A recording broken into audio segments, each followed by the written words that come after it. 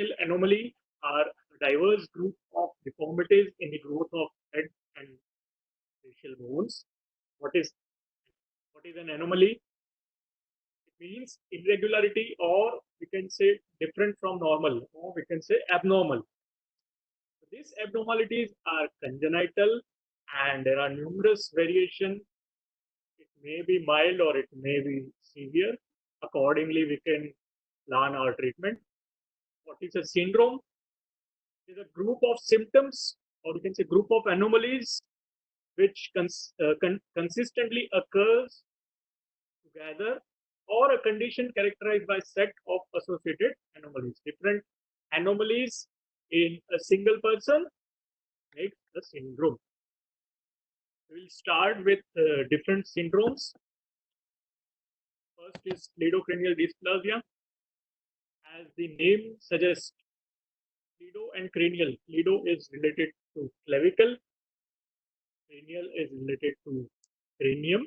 It is combination of aplasia or hypoplasia of one or both the clavicles, exaggerated development of transverse diameter of the cranium, and delayed ossification of fontanelles. Now, I would suggest everyone to sit with a note and a pen.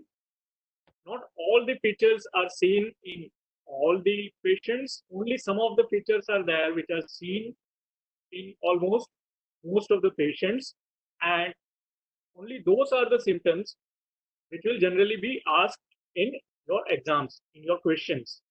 So you can note down some of the common features, some of the most common features that are present in the syndrome, so that you can revise.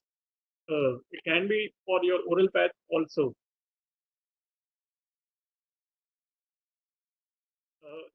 You should remember the genes affecting the genes causing the syndrome. You should remember, so that in questions, if the name of the gene is given, you can be sure that yes, this is the answer. So probably if you could remember the name of the gene, it would be better. So just note down the some of the most important features. I will be telling what are the most important features. So it affects clavicles and cranium. It is inherited as autosomal dominant. The etiology is mutation in RUNX2 gene. Just note down this gene, or it can be CBFA1 gene in your exam. There is no other option to remember this. You will have to read it, revise it frequently. Then only you will be able to remember. So just write down somewhere and revise it frequently. RUNX2 gene can be given, or CBFA1, that is core binding factor A1 gene. Some of the general appearance includes the affected individual is usually short in height.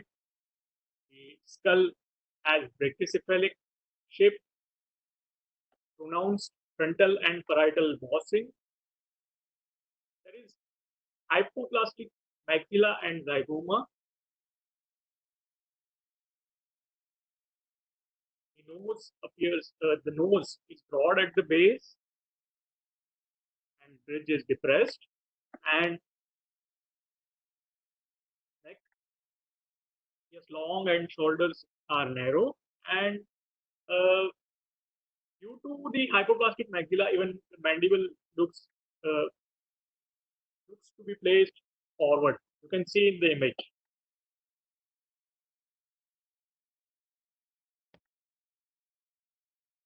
So as I already told, the mutation in RUNX2 gene is responsible for cleidocranial dysplasia. Some of the studies has been done to find out what RUNX2 gene is supposed to do.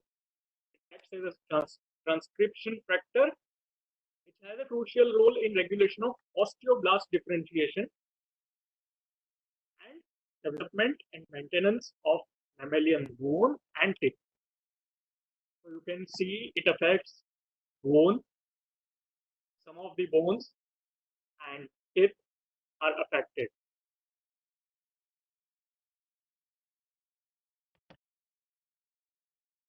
Now coming to the clavicle, they can be absent unilaterally or bilaterally. More frequently, they are defective at the acromial end, and where the outer portion of scapula is there, or we can say from where our femur starts, the end of clavicle in the end of shoulders. And the patient has usually ability to approximate their shoulders like what we saw in the image. Here you can see, normally we cannot do this, but in the patients of cleidocranial dysplasia, we can approximate their shoulders. Coming to the cranium, as I already told, they have brachycephalic shape of cranium. The cephalic index is 80. What is cephalic index? The width of the cranium, that is biparietal measurement, divided by the height. Occipitofrontal length, that is cephalic index. Usually it is below 80, or we can say